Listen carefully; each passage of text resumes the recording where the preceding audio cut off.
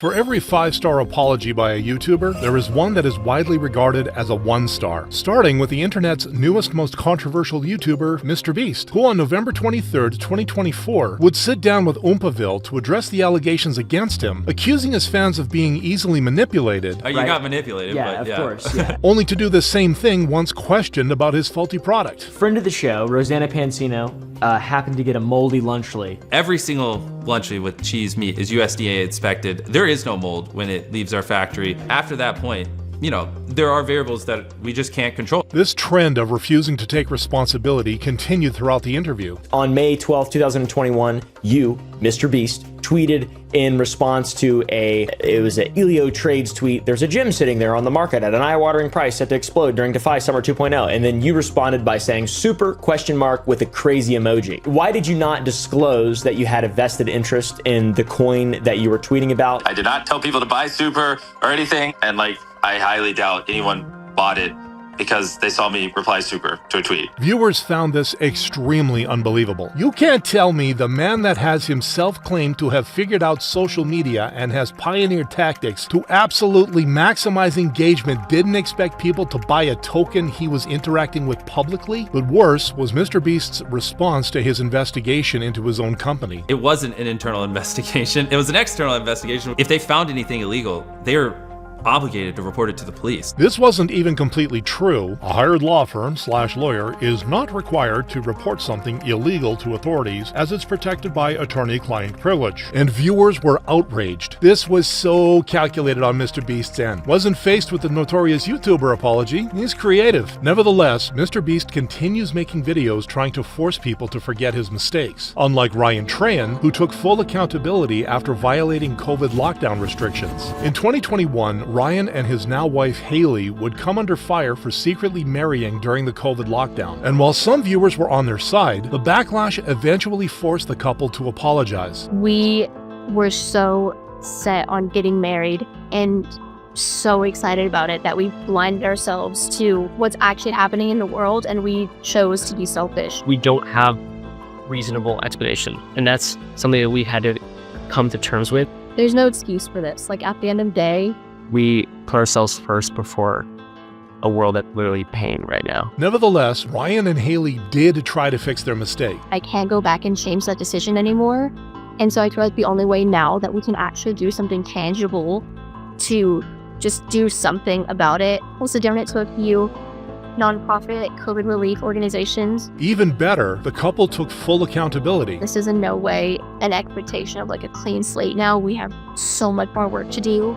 But I think it's about time we take accountability for this and be honest with you guys. Earning back their audience. I literally don't think it matters at all. It's their wedding, their special day. Only happens once, and it's been tainted from all the gossipy people online. Now Ryan and Haley are happily married as they continue creating content for their individual YouTube channels. But where Ryan and Haley apologized for a selfish decision, tech reviewer Marques Brownley apologized for risking innocent school children's lives. On November 11th, 2024, Marques would drive 96 miles per hour in a school zone, blurring the speed past 60 miles an hour to cover up his crime. But this didn't escape his viewers' notice, provoking criticism. Coming from a channel as large as Marques Brownley, somebody who I know is smart, somebody who, at his size, could easily have taken the initiative to find like a highway to do a pull on. And losing his fans' trust. In response to this backlash, the YouTuber cut out the clips of him speeding and apologized. There was a clip with the action cam of me test driving a car and going way too fast. Absolutely inexcusable and dangerous. All I can do is apologize and promise never to do anything close to that stupid again. But even this was seen as an attempt to cover up his actions. And while Marques explained that decision, I also understand that this looks like covering it up, but I think it's the right thing to do. There's no reason to leave that clip in, and I would never want to make it seem okay by leaving it in the video. Nevertheless, Marques' fans are still willing to forgive him as they wait for his next move. In contrast, DanTDM never needed his fans' forgiveness, but asked for it anyway. On December 5th, 2024, gaming YouTuber DanTDM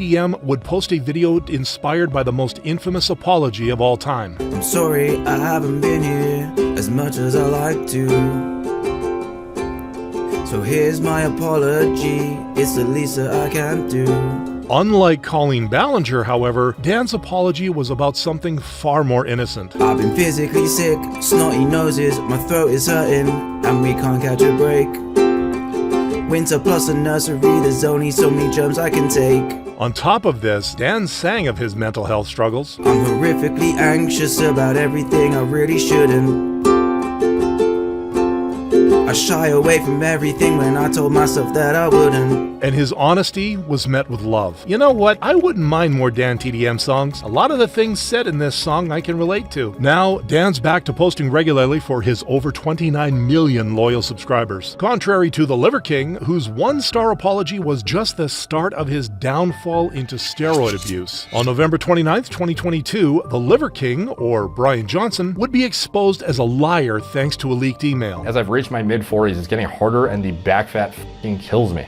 To support these exhaustive efforts, I've recently started taking Omnitrope. But as Brian always denied using steroids, Do you think if I was on steroids, I would have these appendages down here, these legs? this led to instant backlash. But 2 days later, Brian posted an apology. I'm making this video to apologize because I'm embarrassed and ashamed because I lied and I misled a lot of people.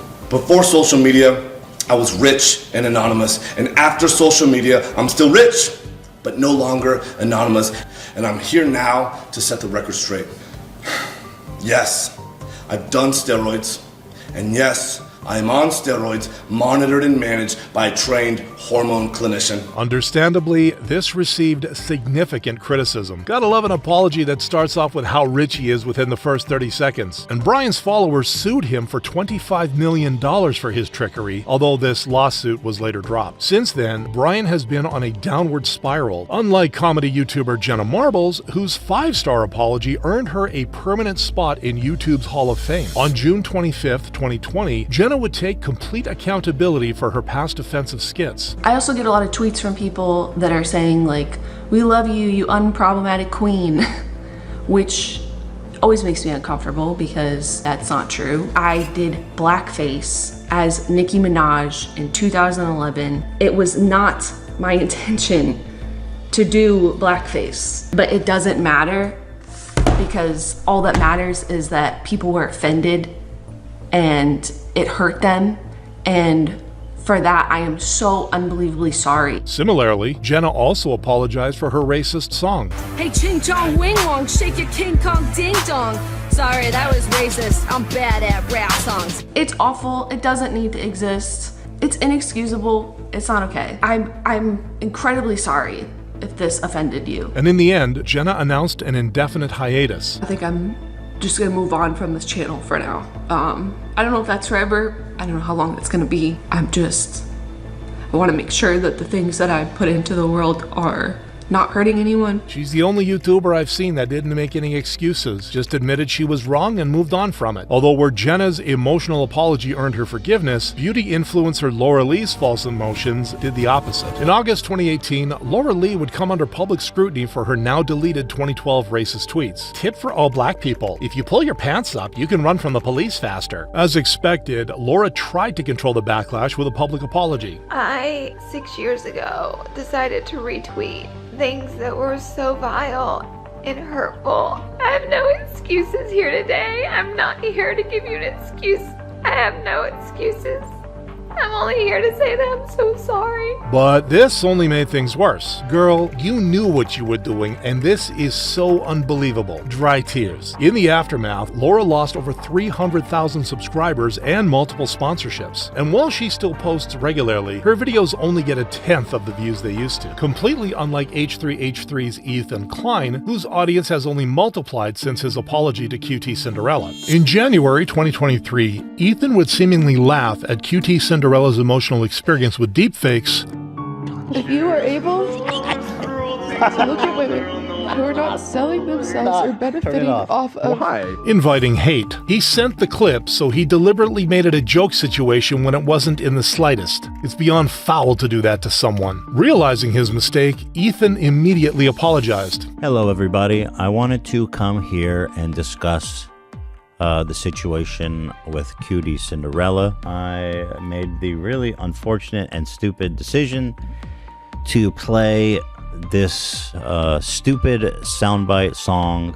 The problem was then I started laughing while her heartfelt, really serious apology was going on. And clearly, you can imagine that the dichotomy of those two things was not good. Ethan also revealed that he'd already apologized to Cutie Cinderella privately. After it happened, I immediately went to Twitter and apologized to Cutie. She doesn't have to accept my apology. I don't know if she accepts my apology, but I did apologize to her immediately. And since fans suspected Ethan's impulse behavior was related to his Tourette's, he was quickly forgiven. Of course it was insensitive, but it didn't come out of a place of malice. I totally relate to Ethan for laughing during an inappropriate time because I feel awkward and uncomfortable. Now Ethan entertains his over 8 million fans with comedic skits and informative podcasts. In contrast, TikTok star Sienna May's sexual assault apology only landed her in more trouble. On June 3rd, 2021, a now-deleted TikTok would show Sienna sexually assaulting an unconscious teenager. Following this video, Sienna would go on a month-long hiatus only to return with her infamous dance apology to Sam Smith's Young. Understandably, the internet was not happy. "I did nothing wrong. I'm young" is absolutely the worst lyrics to use in an apology video. Worse was Sienna's complete lack of remorse or responsibility. That's not even apologizing for the thing she did. All she's doing is downplaying everything without addressing anything. And as a result, she lost over 300,000 TikTok followers. Nevertheless, her TikTok account remains active, although she gets less than half the views she used to. But where Sienna will never be forgiven,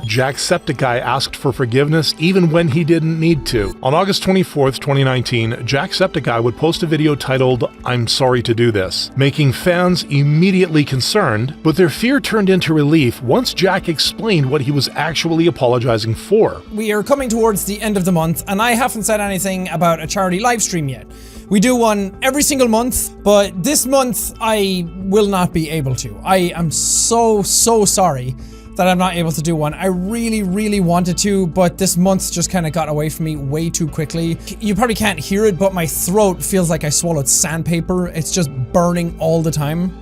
So recording videos in general is proving quite difficult. That does not mean that we're not doing a campaign. We're still doing a campaign, we're still pushing towards a charity, and we're still going to try and raise money, but I just won't be able to sit down and do a stream. Damn, he's so nice that he's literally saying sorry for not doing a 6-hour plus live stream for charity month after month. This 5-star apology got Jack the internet's support, and the YouTuber has since then hosted multiple charity streams raising millions of dollars.